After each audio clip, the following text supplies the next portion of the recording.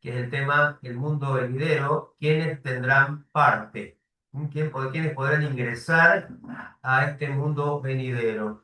Este capítulo del libro principalmente se basa en el libro de Maimónides, Leyes de la Teshuvá, el capítulo 3, ¿no? Y en base a estos libros, a estas fuentes, estamos desarrollando justamente estas clases del libro Las siete puertas del conocimiento.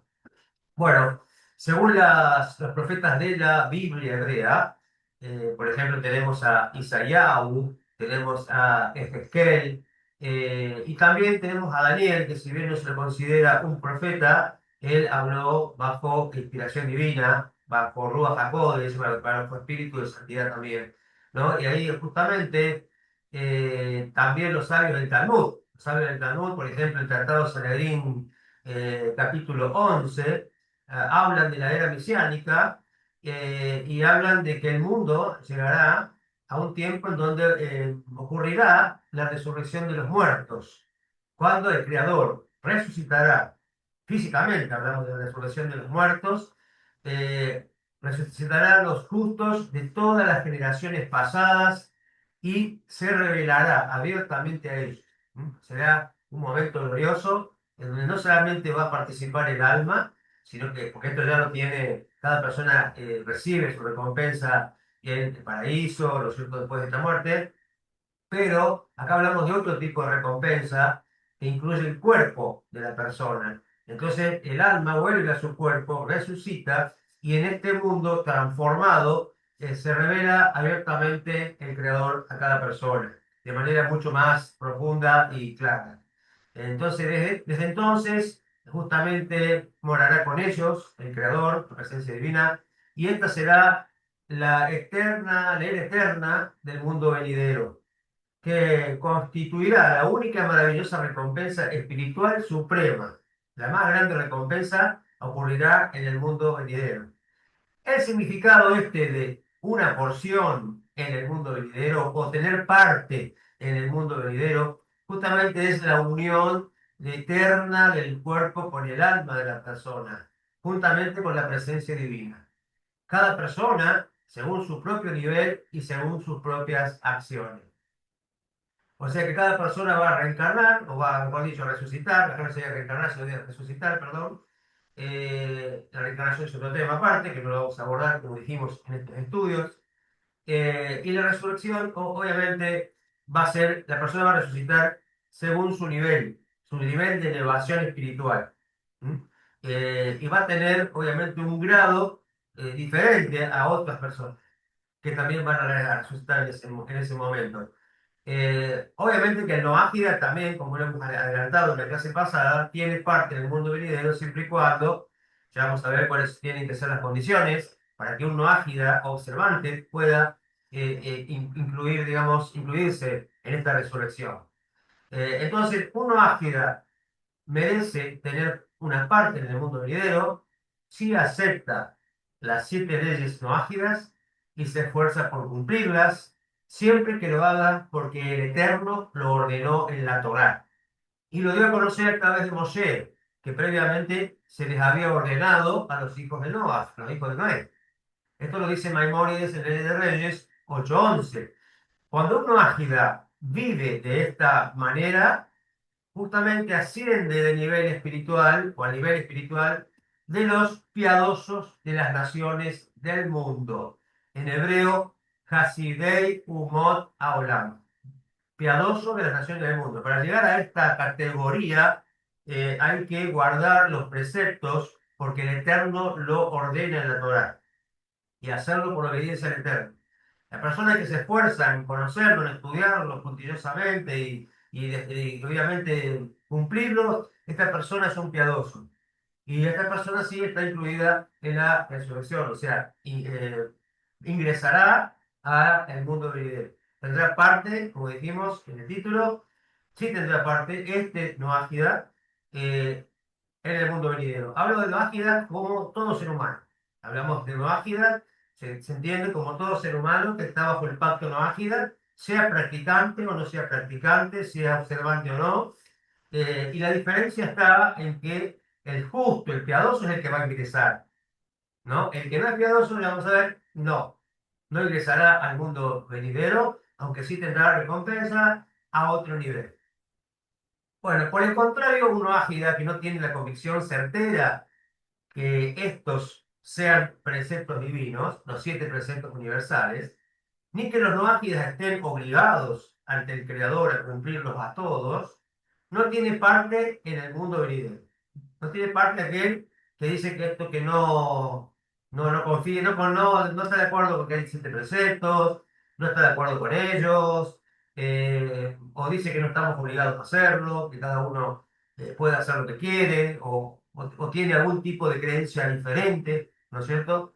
Eso obviamente, el que no es verdaderamente piadoso no puede ingresar. Sin embargo, el Creador lo recompensará igualmente. Obviamente, a cada persona, cada ser humano va a recibir su recompensa por sus buenas acciones, ya sea durante la vida, en este mundo físico, espiritualmente para el alma en la vida después de la muerte, o en una combinación de ambas. O sea, la persona que no es piadosa, lo mismo va a recibir una recompensa por orar, por hacer obras buenas, por tener buenas acciones, y esa recompensa la va a recibir en este mundo a través de bendiciones terrenales, o la va a recibir en el mundo venidero, en el mundo de las almas, espiritualmente, o una combinación de ambas. Un poco va a recibir aquí en el mundo y otro poco va a recibir después en el mundo de las almas. Pero no va a entrar al mundo venidero, que es la resurrección, ¿no?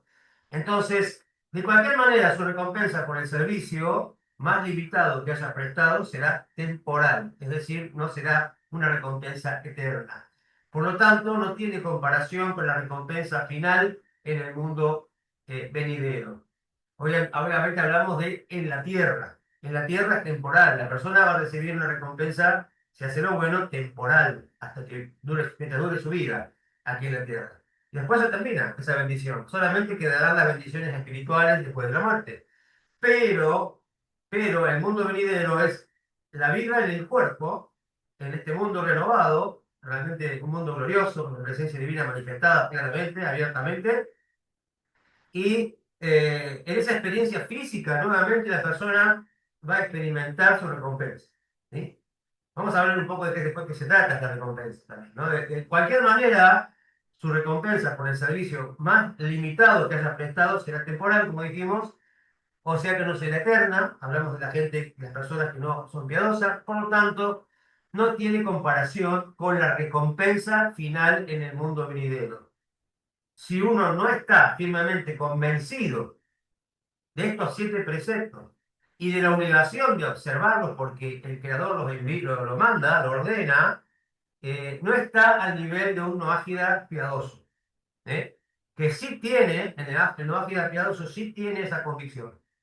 Y la recompensa para su alma en la otra vida no se compara en absoluto con la grandeza del mundo venidero que se le promete a un noágida piadoso. O sea, acá hay diferencia entre noágida y noágida. Hablamos de noágidas piadosas y noágidas que pueden ser buenos, justos, buenos dentro de todo, pero no tienen esa convicción certera en la Torá, en los preceptos, y que los tienen que obedecer como ley para ellos puntillosamente, sino que, bueno, tienen una vida más o menos, digamos, correcta, hacen obras buenas, pero no alcanza eso para llegar a ser incluido en el mundo venidero. Entonces, la siguiente parábola ilustra estos principios. Un hombre sencillo que montaba a caballo le hizo un gran favor al rey. El rey entonces decidió recompensarlo como merecía y lo nombró uno de los oficiales de su corte. Para él esto representaba un cambio total. Se convirtió en una persona diferente a la que era antes cuando era un simple ciudadano. El rey también decidió que el caballo recibiera su recompensa por servir a su amo y ayudarlo a hacerle este gran favor al rey.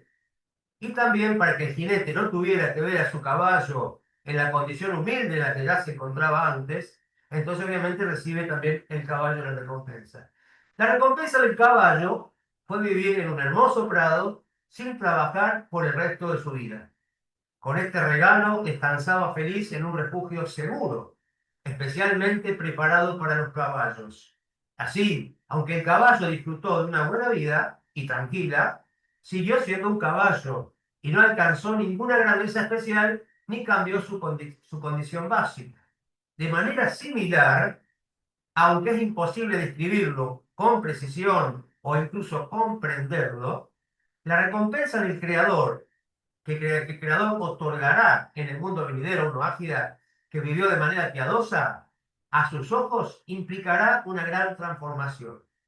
Lo elevará a un nivel espiritual inmensamente superior al que su alma antes no podía alcanzar, permitiéndole percibir la presencia divina y llenarse del conocimiento del Creador, mientras continúa viviendo eternamente en su cuerpo físico resucitado.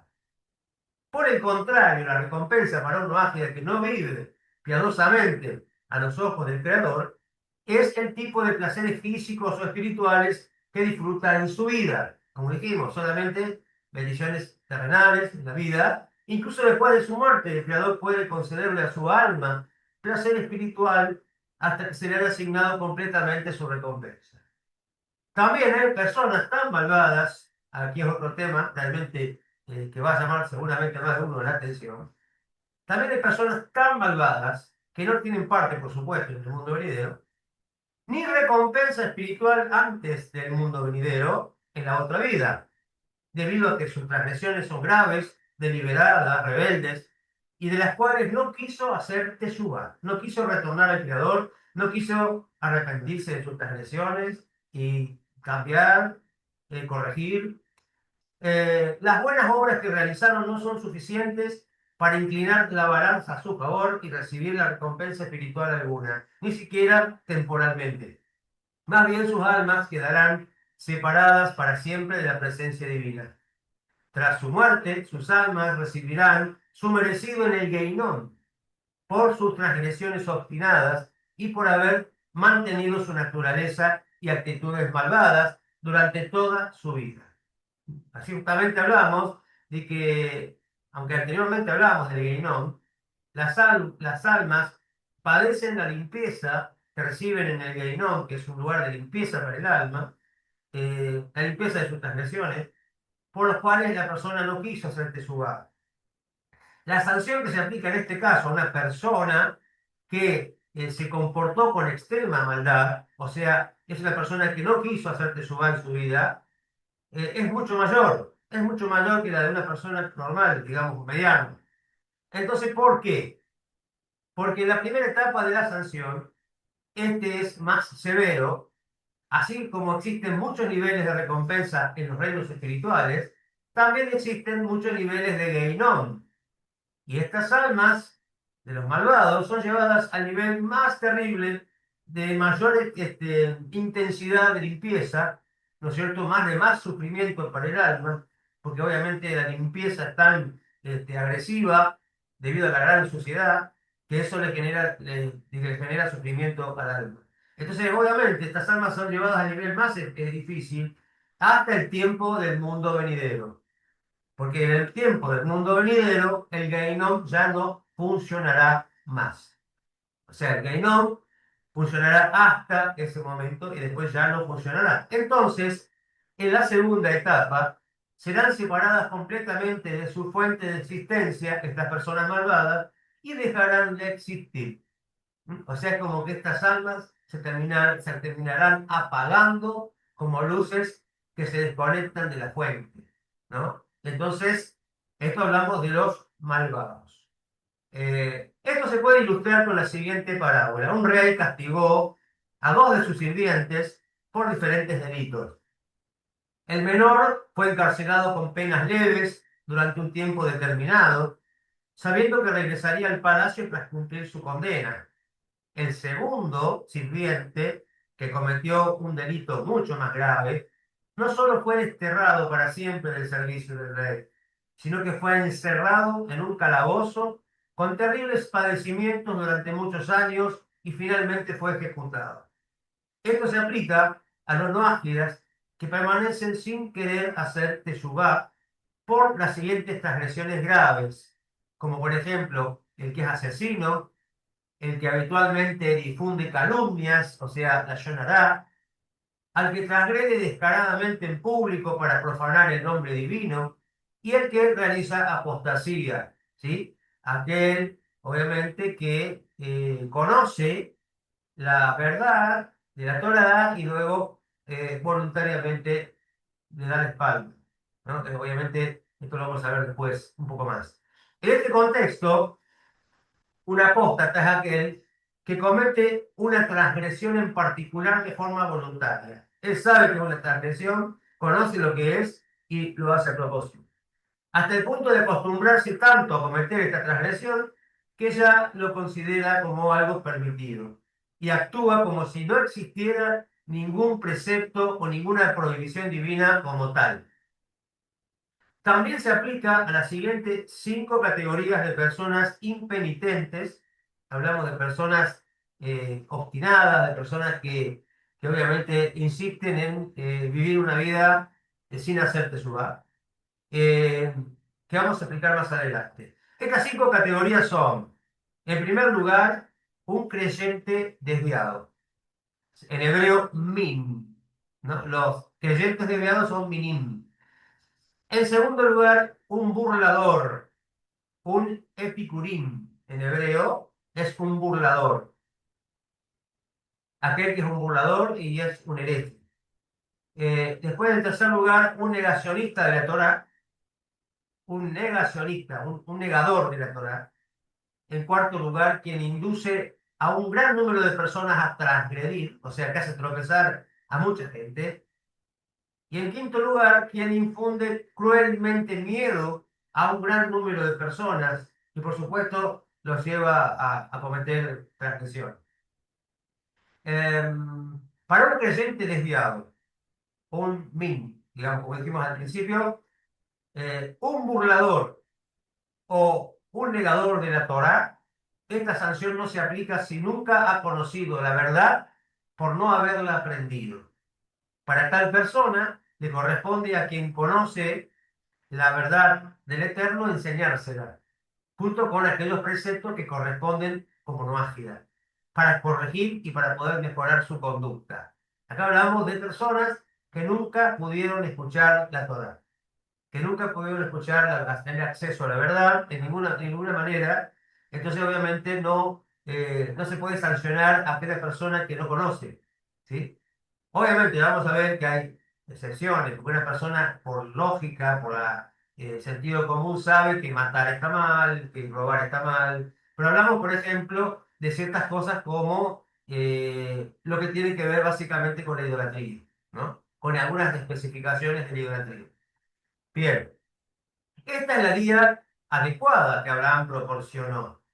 Maimónides escribe en Leyes de Reyes 10.1 que un noágida es responsable de transgredir un precepto noágida por negligencia, puesto que debería haberlo aprendido y no lo aprendió. O sea, tenía todo para poderlo aprender y no lo hizo. Ese sería aquel que hoy tiene la posibilidad de participar de un estudio, de escuchar a un rabino, por ejemplo, un maestro, ah, de poder interiorizarse acerca de la verdad, de la Torá, y no lo hace, ¿no? Entonces, hoy prácticamente la mayoría de las personas quizás no tienen excusa en este sentido. Pero parece estar, justamente dice, refiriéndose únicamente a una situación, dice, en la que su comunidad en general conoce la ley, pero esta persona se excluyó y no la aprendió. ¿Mm? O sea, hablamos de un lugar en donde se conoce esa ley, está a su disposición, pero esta persona decide cerrar sus oídos, se decide no aprender, decide no darle importancia, excluirse de estas personas que tienen una buena conducta y que siguen el camino de la verdad. Obviamente, con más razón aquel que vive en una comunidad, hoy no existe, y sí, que pienso que no debe existir, una comunidad totalmente monoteísta, no judía, hablamos, ¿no?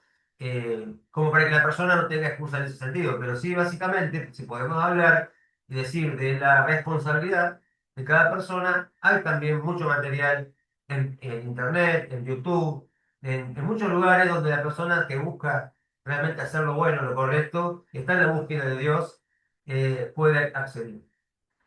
Si la mayoría de los miembros de la comunidad desconocen la ley, uno de estos individuos no es responsable a menos que haya sido advertido previamente, ya que le era imposible aprenderla en su situación. Hablamos de aquellos que no tienen la manera de acceder a este conocimiento, como hace unos años atrás, ¿no? Que solamente existía la comunidad, la religión de la comunidad, los libros que estaban en la biblioteca, y era muy acotado, y no había nada de monoteísmo. Entonces, claro, es muy difícil que la persona llegue a conocer todas estas cosas que estamos estudiando en aquel tiempo. Dado que las leyes del Creador son verdaderas y justas, tal persona no sería responsable en estas circunstancias inevitables. Entonces hablamos de los que no conocen, los que no pueden conocer, tienen su, digamos, excusa muy justa y lógica. Entonces es evidente que esto solo se aplica a los preceptos no ágidas, como recién lo dije, que deben enseñarse, ya que no se rigen por la lógica, como los detalles, como dije, de las prohibiciones de la idolatría, ¿no? Entonces acá hablamos básicamente que hay algunas cosas que las personas saben por lógica. Es decir, no, como decíamos, no matar, no robar, etcétera, que la mayoría de los preceptos que nosotros tenemos se desprenden de la lógica y la persona puede acceder directamente por razonamiento, ¿no? Entonces, obviamente, la más difícil es el tema, la más difícil es el tema de lo que tiene que ver con Dios, ¿no? Cuando la persona tiene tanta influencia de religiones y de idolatría, etcétera, es difícil para la persona darse cuenta de estas cosas. Cuando le disfrazan la verdad, cuando le muestran que no está mal hacer esto, que debería inclusive hacerse, y que Dios se manifiesta de esta forma, y la persona, claro, se deja llevar por estas ideas que imperan en la comunidad. Cinco tipos de personas que se incluyen en la categoría de un creyente desviado o min. ¿Quiénes son los cinco tipos de personas que estarían dentro de esta categoría de creyentes desviados? En primer lugar, quien sostiene que no existe ninguna deidad. Hablamos del ateísmo, ¿no? El ateo. Y que el mundo no está bajo la conducción de nadie. Todo es casualidad, todo es porque sí, todo es por azar, ¿m? Y no hay ningún Dios ni ningún conductor. En segundo lugar, quien sostiene que existen dos o más dioses que gobiernan, ¿no? Cuando ya le da divinidad a más de uno, estaría dentro de esta categoría.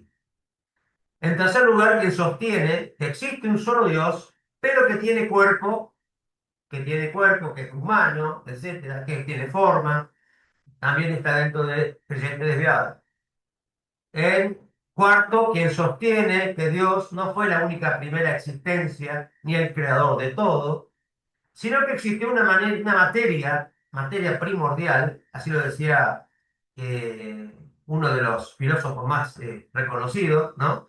Eh, de la antigüedad, una materia primordial eh, continua a partir de la cual el creador formó el mundo. O sea que a partir de esa materia que ya existía, al igual que el creador ya existía esa materia, y a través de esa materia el creador no es que la forma de la nada, sino que crea a partir de ella todas las cosas. ¿Sí? En quinto lugar, aquel y último, aquel que adora o sirve a un ídolo, ya sea una estrella, constelación, cualquier entidad, con la intención de que le sirva de intermediario entre él y Dios. Es un shituf en hebreo y sería un intermediario. Eso lo hemos hablado también un poco en las primeras clases, cuando hablamos del shituf, ¿no? Hablábamos de esto, de que Dios no tiene intermediario, y que las personas muchas veces han creado o se han imaginado o le han adjudicado a los sirvientes de Dios una cualidad mayor, ¿no? Una divinidad en algunos casos. En segundo lugar, tres tipos de personas que se incluyen en la categoría de burladores o herejes. Burladores o herejes que son los apicorsim. En el texto original hebreo se menciona la palabra apicoros, cuya etimología remonta al nombre del filósofo griego Epicurio, que vivió cerca de 400 años antes de la destrucción del segundo templo. Entre sus enseñanzas, su doctrina, Epicurio enseñó que el alma no es inmortal y que la satisfacción de los placeres mundanos es lo principal de la vida y es el objetivo de la vida. Totalmente contrario a la Torá. Entonces, obviamente, el Apicorós viene de justamente de Epicurio, que era un hereje, realmente que enseñaba cuestiones totalmente opuestas a la Torá. En primer lugar, entre estos estarían, entre estos herejes, aquel que sostiene que no existe ninguna profecía, ni comunicación, ni conocimiento de Dios a las personas. Dios no se comunica con las personas. En segundo lugar, aquel que niega la profecía de Moshe, nuestro maestro. Niega la profecía de Moshe. En tercer lugar y último, aquel que sostiene que Dios desconoce las acciones de las personas. Dios no sabe lo que cada uno hace, está como que se desentiende de la creación. Él hizo las cosas, pero las dejó a su suerte, las librada a su suerte, y él no interviene, ni sabe, ni le interesa lo que pasa con las personas. En tercer lugar, hay tres tipos de personas que se incluyen en la categoría de negacionistas o negadores de la Torá, que son los Kofrim. En primer lugar, de estos tres tipos tenemos el primero, que es aquel que sostiene que ninguno de los preceptos del rollo de la Torá, ni ninguno de sus textos viene de Dios, aunque no obstante observe algunos o todos los preceptos que le sean posibles porque les parecen lógicos o beneficiosos en alguna manera, pero no creen que vengan, que tengan nada que ver con Dios. Esto se aplica incluso si se sostiene que algunos de los preceptos de la Torá provienen del propio Moshe. O sea que Moshe fue el que les dio mandamientos por su cuenta. Pero él no fue inspirado, no le habló del creador a él. O sea que directamente son cosas de Moshe. Eso es lo que sería, lo que pensaría una persona, podría llegar a pensar una persona que niega la Torá. En segundo lugar, aquel que sostiene que la Torá oral y sus explicaciones de los preceptos no vienen de Dios o no se originaron de Dios, sino que solamente son cosas de Moshe eh, o de alguna otra persona que los inventó, la Torah oral. Esto se aplica incluso, se afirma que la Torah escrita y sus preceptos vienen de Dios, ¿no? Están los caraín, los caraítas también, que creen que solamente la Torah escrita es la que viene de Dios y no existe para ellos Torah oral. Y obviamente religiosos también, distintas religiones que dicen que la Biblia, la Torah, es lo escrito, está bien, pero la Torah oral no existe, no es verdad, la inventaron los rabinos, etcétera, etcétera. En tercer lugar, quien sostiene que Dios reemplazó algunos de los preceptos que dio a través de Moshe con otro precepto que vino después, posterior, o que su Torá y preceptos originales fueron posteriormente anulados. Esto incluye a quienes afirman que la Torá original, entre comillas, dada a través de Moshe, era verdadera y provenía de Dios, pero que luego fue anulada, fue modificada, fue cambiada, fue reemplazada. Ahora, la categoría de quienes induce a un gran número de personas a transgredir, aquellos que hacen tropezar a las personas y lo hacen de manera carismática generalmente, ¿no? O porque tienen cierta autoridad también. Entonces, quienes inducen al pueblo a cometer una transgresión grave, como por ejemplo Jeroboam en el libro Primera de Reyes, quien hizo que las 10 tribus de Israel adoraran a los ídolos. O sea, obviamente en este caso utilizan el poder, la influencia que tienen sobre las personas para darles un mal consejo e incluso mandarles, obligarles a hacer alguna cosa mala. En segundo lugar, aquel que induce al pueblo a cometer incluso una transgresión leve, aunque sea la simple desobediencia de un precepto positivo. Como por ejemplo, que le dicen, no, no es necesario darse acá, por ejemplo. Esto incluye tanto a quienes obligan al pueblo a transgredir, como a quienes los incitan a transgredir y los desvían del buen camino. Acá hablamos de el que obliga, que dijimos que tiene autoridad, que puede ser un gobernante, un religioso, ¿no? Alguien que obliga a la gente a hacer tal cosa, o aquellos que logran ganar la voluntad de las personas a través del buen diálogo, la amabilidad, que la amabilidad se puede utilizar como una herramienta para lo bueno o para lo malo, y hay gente que tiene mucha capacidad y la usa para el mal. Y con respecto a quien infunde cruelmente miedo a un gran número de personas, es aquel que persigue opresivamente a la comunidad hasta que le tienen miedo profundamente, con la intención de enaltecer su propio estatus sin ningún propósito de honrar a Dios. Esto ha sido frecuente en el caso de dictadores, reyes idólatras, ¿no? Y obviamente religiones que han tenido poder político y han obligado a las personas a través de los reyes a que se conviertan a sus religiones y etc. Y es similar a la categoría de quienes inducen a un gran número de personas a transgredir. Aquellos que obligaron, por ejemplo, a las personas que no eran religiosas a convertirse en una religión determinada y adorar un determinado ídolo.